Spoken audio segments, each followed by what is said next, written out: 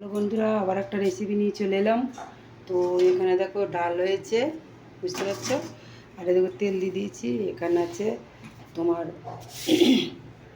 পটল আলুর রেসিপি বানাবো।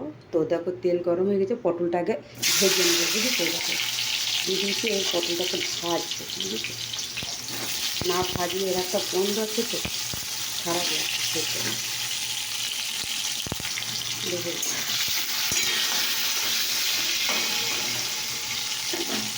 তো ভাজতে থাকছি, তোমরা দেখতে থাকো। কমিয়ে দেবো, হলুদ দিতে পারো, ঠিক আছে বন্ধুরা।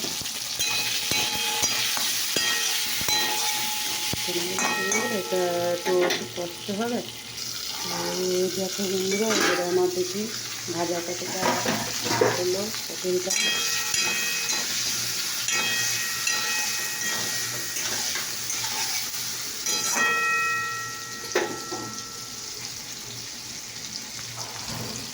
তো চলো এর সঙ্গে পটলটা আলুটাও দিয়ে দিলাম।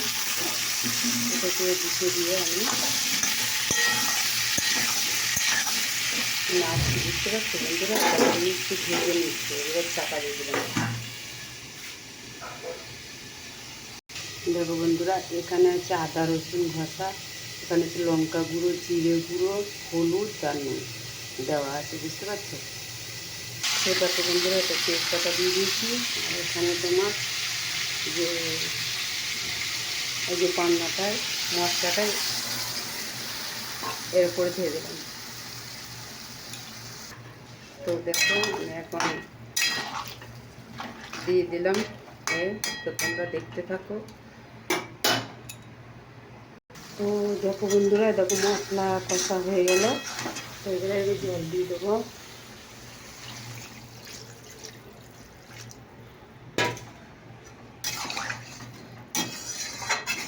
দেখো মশলাতে খানিক কষা হলো, এবার আমি ঢাকা দিয়ে দেব। তো দেখো বন্ধুরা, এই দেখো ঘি দেখতে পাচ্ছ, এই দেখো ঘি দিচ্ছি, একটু ঘি দিয়ে দিলাম। তো তোমাদের কেমন লাগছে অবশ্যই কমেন্ট করে জানাবে।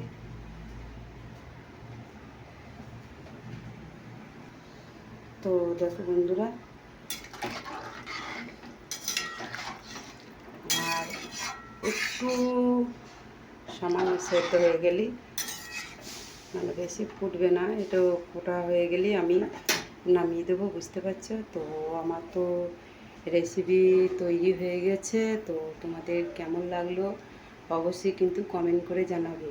তোমরা এইভাবে রেসিপিটা রান্না করে দেখবে, তোমাদের অবশ্যই এইভাবে ভালো লাগবে। আর এক ফোঁটা ঘি দিয়ে দেবে, বুঝেছো। তো কেমন লাগলো অবশ্যই জানাবে। Tata, bye bye.